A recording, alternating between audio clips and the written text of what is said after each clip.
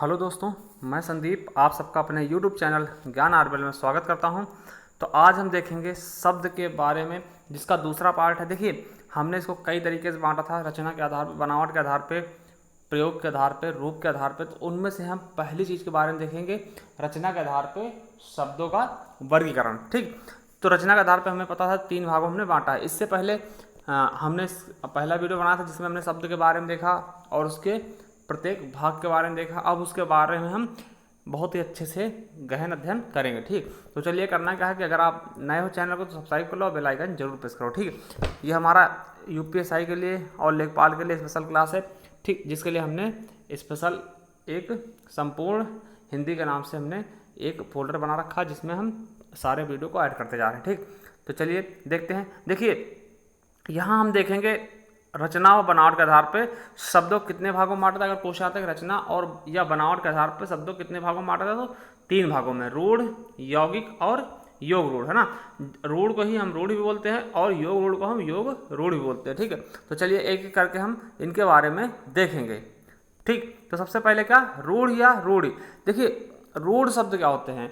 रूढ़ शब्द वे शब्द होते हैं जिनके हम सार्थक खंड नहीं कर सकते। ठीक, जिनके हम सार्थक खंड ना कर सके, मतलब जिनको हम तोड़ नहीं सकते अच्छे से, सही ढंग से। ठीक है, इनको रूढ़, मौलिक या अयौगिक शब्द भी कहते हैं। ठीक, क्या क्या कहते हैं? रूढ़ बोल लो, मौलिक बोल लो, या अयौगिक, जो यौगिक ना हो, जो जुड़े ना हो किसी से। ठीक है, और क्या है कि रूढ़ शब्द में किसी भी शब्द का प्रयोग नहीं होता। ठीक, रूढ़ शब्द में किसी भी शब्द का प्रयोग, योग नहीं होता। ठीक, योग मतलब कि कोई शब्द जो है जुड़ते नहीं है। ठीक, ये एक सिंपल सा सेंटेंस होता है। ठीक, दूसरी चीज अगर याद करने के लिए हम देखते हैं तो इनमें संधि, समास, उपसर्ग, प्रत्यय आदि किसी का भी प्रयोग नहीं होता है, उनको हम रूढ़ शब्द कहते हैं। इनका एक निश्चित अर्थ होता है। देखिए, इनका निश्चित अर्थ होगा, ये किसी शब्दों से मिलकर नहीं बने होंगे। जैसे घर, अब घर क्या है? घर, कलम, घोड़ा, पानी, चावल, हाथी, दीवार। जैसे कमल है तो कमल को हम किस तरह से तोड़ सकती है? तो कम प्लस ला में तोड़ सकती है, या फिर का प्लस मल में। ठीक, देखिए यहाँ पे कम का तो अर्थ निकल रहा है थोड़ा, मगर ला का अर्थ कुछ नहीं है। ठीक है, यहाँ पे का अर्थ कुछ नहीं और मल का अर्थ है, तो इसीलिए देखिए दोनों शब्दों के अर्थ नहीं निकलेंगे। ठीक, किसी एक का निकल सकता है, दोनों के नहीं निकलेंगे। वही क्या है, आपका रूढ़ है। या फिर एक के भी नहीं निकले। जैसे घर है तो घा प्लस रा में टूटेगा घर, तो ना तो घर का घा का अर्थ निकलेगा कोई, नारा का अर्थ निकलेगा।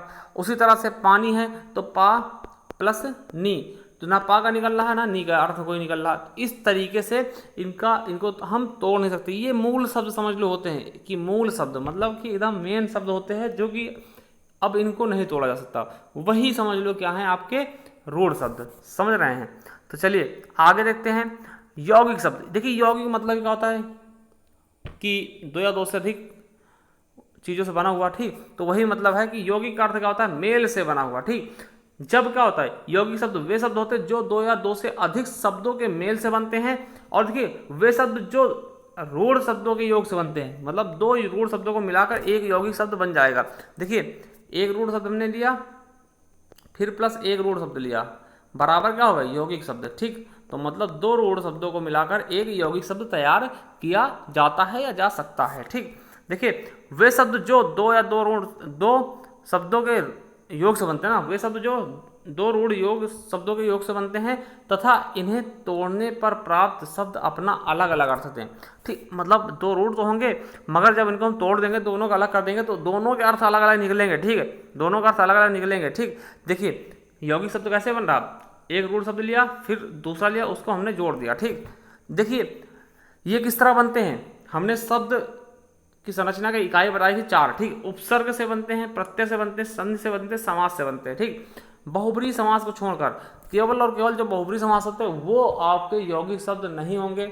उनके बारे में हम चर्चा बाद में करेंगे, कौन शब्द होंगे। पहले हम ये बता दें कि केवल समास में 5 पार्ट में होंगे यौगिक शब्द। ठीक, केवल और केवल किसमें नहीं होंगे? बहुब्रीहि समास को छोड़कर। ठीक, इनके उदाहरण देखते हैं। देखिए, जैसे पंचवर्षीय, पंच प्लस वर्षी। अब यहाँ पंच का भी अर्थ निकल रहा, वर्षी का भी अर्थ निकल रहा है ना। देखिए, 2 रूढ़ शब्द है, पंच और वर्षी, 2 रूढ़ शब्द हैं, दोनों मिला दिया एक यौगिक शब्द बन गया, क्या? पंचवर्षी। यहाँ पे पंच का अर्थ है 5 होता है, वर्षी मतलब वर्ष होता है। विज्ञान, अब देखिए विज्ञान में क्या है, ये आपका वी क्या है? उपसर्ग है। वी प्लस ज्ञान, वी प्लस ज्ञान, ये उपसर्ग है और ये ज्ञान है। ठीक, उसी तरह छात्रावास, छात्र प्लस आवास, देखिए संधि हो रहा, ठीक है।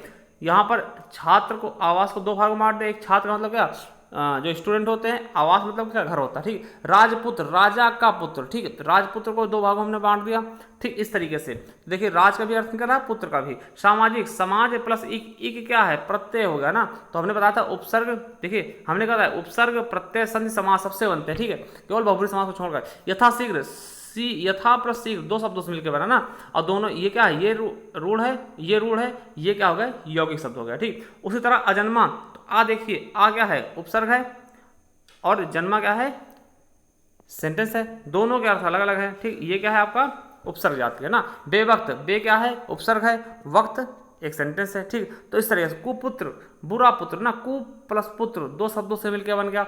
महात्मा, महा प्लस आत्मा, ये आपका क्या है, समास है, ये भी समास है, ठीक। ये क्या है आपके, ये भी समास है, ठीक। बेवक्त ये भी समास मान लो या उपसर्ग, दोनों हो जाएंगे इसमें, ठीक। तो इस तरीके से हम इसको जानते हैं। चलिए आगे देखते हैं, हम देखेंगे योग रूढ़ के बारे में। योग रूढ़ क्या होते हैं, वे शब्द जो यौगिक तो होते हैं परंतु वह अपना सामान्य अर्थ को छोड़कर तीसरा अर्थ ग्रहण करते हैं, ठीक। देखिए ये योग रूढ़ ही होंगे, जो योग रूढ़ हैं वही यौगिक होते हैं, ठीक। यौगिक ही योग रूढ़ होते हैं, मगर यौगिक और योग में थोड़ा सा अंतर हो जाता है कि ये तीसरा अर्थ ग्रहण करते हैं। जैसे जो भी बहुब्रीहि समास आप देखते हो, बहुब्रीहि समास में क्या देखते हो, जलज है ना, लंबोदर, लंबा है उधर, जिसका अर्थात जहाँ लग गया वहाँ पे क्या हो जाएगा, योग रूढ़। तो समझने की कोशिश करिए कि सभी जो बहुब्रीहि समास होंगे वो योग रूढ़ होंगे, ठीक है। देखिए सभी बहुब्रीहि समास और कुछ पर्यायवाची शब्द भी क्या होते हैं, योग रूढ़ होते हैं, ठीक है। क्योंकि पर्यायवाची शब्द जैसे देवी देवताओं से लेकर होता है वो खुद ही बहुब्रीहि हो जाते हैं, ठीक। तो ये चीज़ें याद रखें। जैसे जलज, जलज, जल प्लस जा, देखिए ये क्वेश्चन आपके एग्जाम में पूछा जा चुका है, तो इसलिए याद रखेंगे। जा, जल प्लस जा, जलज दो शब्दों से मिलकर बना जल, और प्लस जा, जल मीन्स पानी, और जा मीन्स जन्म लेने वाला, तो पानी से जन्म लेने वाला, अर्थात आगे कमल, तो यहाँ तीसरा तो निकल रहा है, इसीलिए क्या हो जाएगा, ये योग रूढ़, ठीक। उसी तरह जलद, जल को देने वाला, जल प्लस दा मीन्स देने वाला, तो बादल। जलद, जल को धारण करने वाला, अर्थात समुद्र, तो तीसरा अर्थ निकल रहा देखिए सबका, इसीलिए ये क्या हो रहे हैं, योग रूढ़ शब्द, ठीक है। चलिए आगे देखते हैं। एक दंत, एक है दंत जिसका, अर्थात क्या, गणेश जी है ना। देखिए दो शब्दों में मिले, एक प्लस दंत से, दोनों का अर्थ अलग अलग निकल रहे हैं, दोनों रूढ़ शब्द हैं, मगर ये तीसरा अर्थ उत्पन्न कर रहे हैं, इसीलिए इसे हम योग रूढ़ कर देंगे। पीताम्बर, पीला है अंबर जिसका, अर्थात श्री कृष्ण। गिरधारी, गिरि को धारण करने वाला श्री कृष्ण जी। अर्कजा, अर्क मतलब क्या, सूर्य, जामिस पुत्री है ना, सूर्य की पुत्री कौन, यमुना, जामिस उत्पन्न है ना।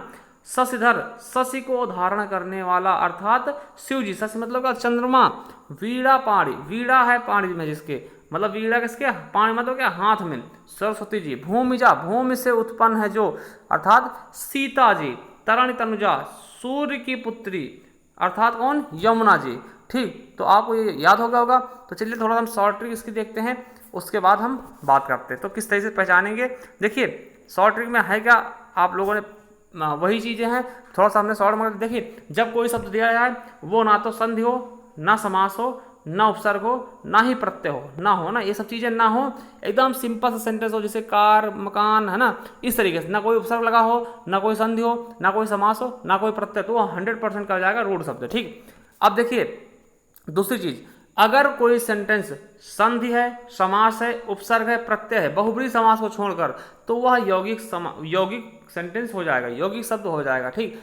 अगर उनमें से बहुब्रीहि समास को छोड़ देना है, अगर बहुब्रीहि समास है तो वो क्या हो जाएगा, योग रूढ़। तो ये आपका शॉर्ट ट्रिक है, आप इसको जैसे चाहें वैसे समझ सकते हैं, वही कॉन्सेप्ट है, उसी से शॉर्ट ट्रिक निकला है, ठीक। देखिए आप करना क्या है कि हमने आपके लिए एक